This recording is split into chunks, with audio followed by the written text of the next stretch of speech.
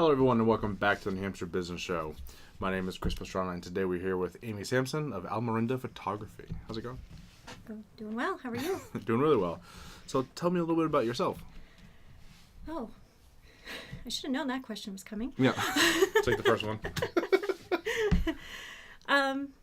I've been a native of Manchester for many years, and I got into photography about 10 years ago. And I started off in the fashion scene, taking photos at fashion shows, and moved on up from there to concert photography, portraits, weddings. Still do a little bit of the fashion scene, but not as much. That's pretty cool. So you mentioned concert photography. Yes. So talk about that a little bit. That's kind of cool. I like that. So I have gone into bigger venues, and I've covered, for example, Laconia Fest a few years ago when Steven Tyler was there. I took photos of him. I've taken photos of Joe Nichols, Lita Ford, Slaughter. Okay. A couple of people from Slaughter. Probably should clarify that. Yeah. Let's see. Rick Springfield. He was at the Palace Theater. That's pretty cool. And I've done some local bands as well. That's really cool. So, kind of what, I guess, because you had said, but kind of pre-interview that was kind of one of the big things that you do? Yes. Okay, so why is that kind of your focus? Is it just because you get the gigs, or just do you enjoy that type of work? Both. Yeah, okay. I love doing it.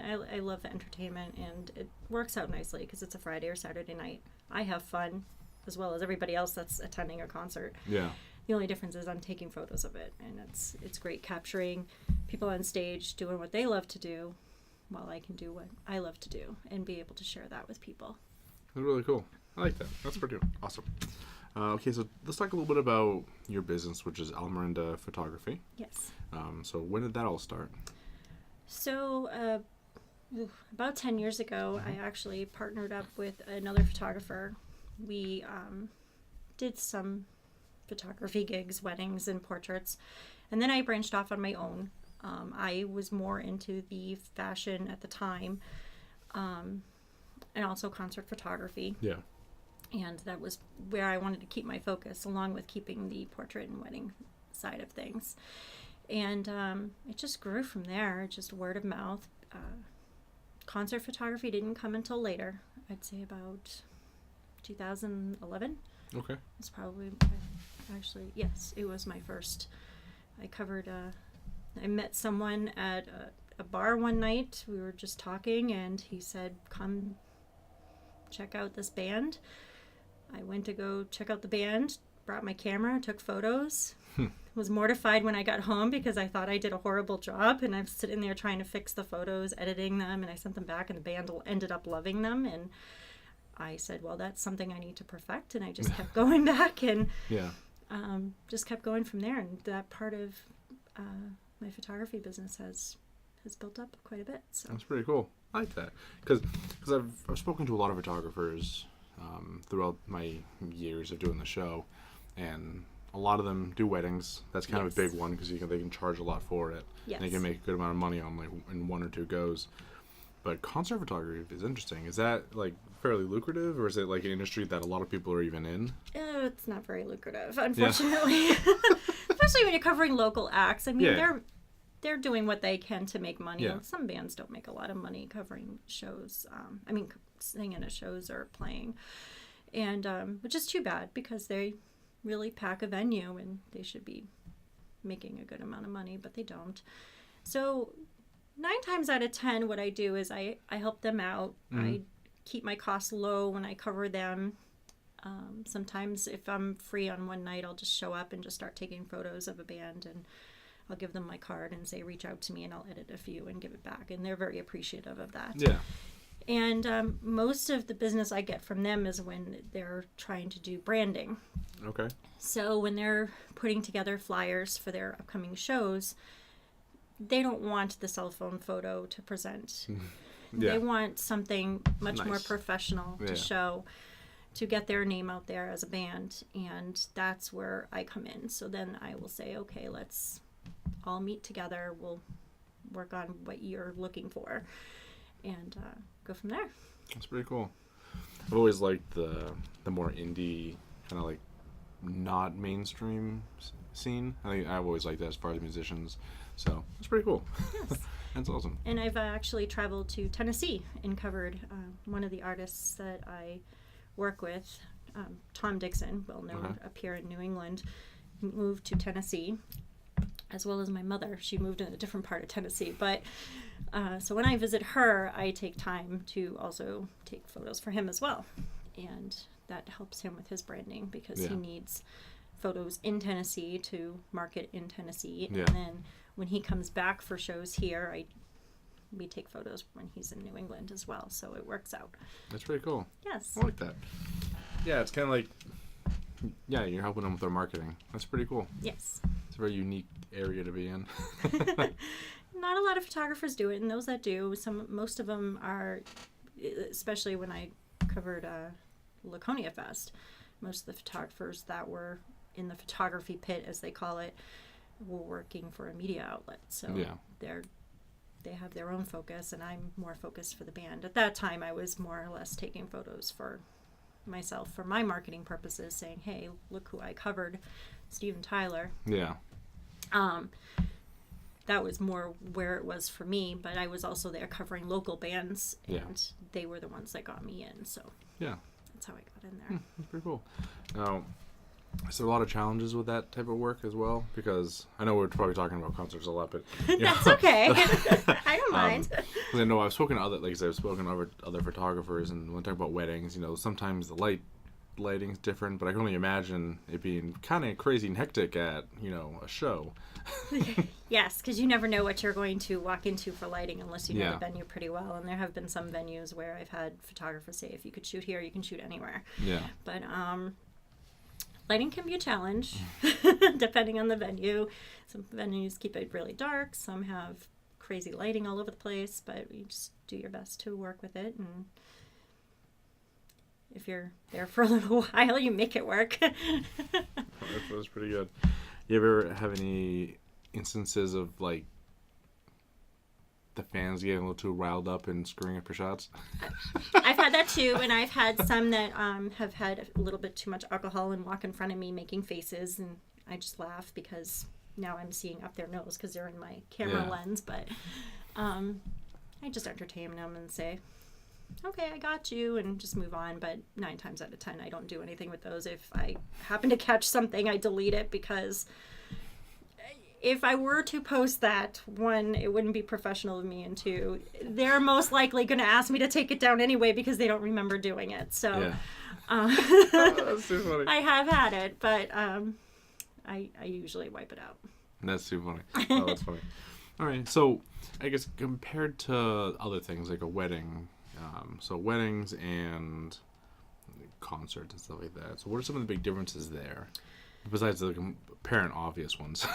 Well, concerts, you're going there, you're focusing on the band. Mm-hmm. If the band wants crowd shots, I do some, and I prefer the band to announce when I'm taking photos of the crowd, because if people in the crowd don't want to be in a photo, they should know not to. Maybe move away. Weddings, it's very detailed. It's very structured. Mm-hmm. You know what to expect to some extent. I mean, there are those things like you never know if it's going to rain that day and you're supposed to be outside, or et cetera, et cetera. The same challenges any wedding photographer has, but it is night and day, I want to say, because concert photography, if you're at a live show, you don't know what's coming at you. Yeah. And a wedding, you pretty much know how your day is going to be. Yeah. You've already met with the client, you've already discussed the layout, the photos, the types of photos, you've gone through it all. So it's very different, I think. Okay. Yeah, I can see that. I like that point, because you're right. Most of the time, when people get married, they have an expectation of kind of what pictures they want to be seeing. Yes. So that's probably pretty boring. Well, at least I could only imagine with the concerts, there's probably some flexibility in what you can do. Yes, So. and it depends on the venue, too. If it's a small venue and there's a lot of people and it's crowded, it does get difficult Yeah. to take certain photos, but I just make it work the best I can. Yeah. Pretty cool. Anyway, so another thing you said you liked a lot was portrait. Yes. I like taking senior portraits and family portraits as well. And there are a lot of clients that I have that have come to see me repeatedly for their photos. Yeah. There's one family I've taken their photos, I think, for the past 7 years. So it's cool to see their kids growing up. Yeah. I think their daughter is 5 or 6 when she first started, and now she's a teenager. So it's just cool to see them, how they grow up. Same thing with weddings. I've had weddings where a couple of years down the road, they had a baby and they want photos, and or I'll have a brother or sister of that couple is now getting married, or so there's always that referral with each client. It's good. And that's great too.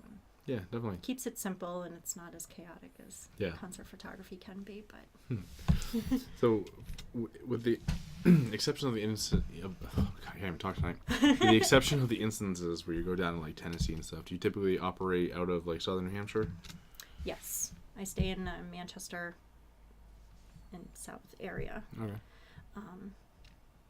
I have traveled for different weddings. I went to one wedding that was at Brass Heart Inn, which is now called something else, and I'm drawing a blank as to the name of the place, but it was in Chicora, New Hampshire. Okay. So I have traveled a distance, and I usually talk that over with the client as to what the rates would be, because I obviously adjust it for depending on the drive. And I had this past summer I covered a wedding in Virginia for a dear friend of mine, so we talked about my arrangements, and I tied it in with a trip to Tennessee, so it just made it easier. Yeah. So. Okay. Pretty cool. I like it. That's interesting. So where do you look to take everything in the future? I mean, are you just kind of, is it more of a hobby, or are you trying to grow it to make it like the entirety of your life? Right now it's more of a part-time business because I don't do it full-time. Yeah. I like it that way because I have control of my own schedule. Full-time, I think if I had to rely on it every day, where, I mean, some years I'll have 1 or 2 weddings, other years I might have 10. And that year that I had 10 was a lot for part-time. But I would like to see the business continue to flourish and be able to maintain it and keep the clients that I have, and then down the road, maybe toward retirement. Okay. I'm thinking really ahead here. Yeah. That maybe I could just work on that full time and focus on it. Yeah. But right now it's just keeping the building, keeping it slow. I always say slow and steady wins the race. That's how I look at it. So. Pretty good. That's awesome. Do you have any images that we can put into the video? Sure. Cool. So I was thinking as you're talking, I could probably throw up some stuff. So I want to ask your permission. So, all right, cool. So I'll do that so everyone knows, except you'll already have seen them by the time you get to this question. So people that want to like learn a little bit more about you, talk, how do they reach out to you? I mean, I'm awful at night. That's okay. I have a website. It's www.almorinda, which is ALMORINDA.com. I could be reached there. My information's on there, my contact information, my phone number, and my email. And if they want to call me, it's 603-682-9905. Cool. I like it. Awesome. So thank you so much for joining me. It's been a lot of fun. Yes, thank you for having me. Absolutely. Thank you guys so much for watching. I hope everyone enjoyed that. Go see a concert. Go have some fun. You probably see her. Yep, that's it. So everyone be good, and I'll see you next time.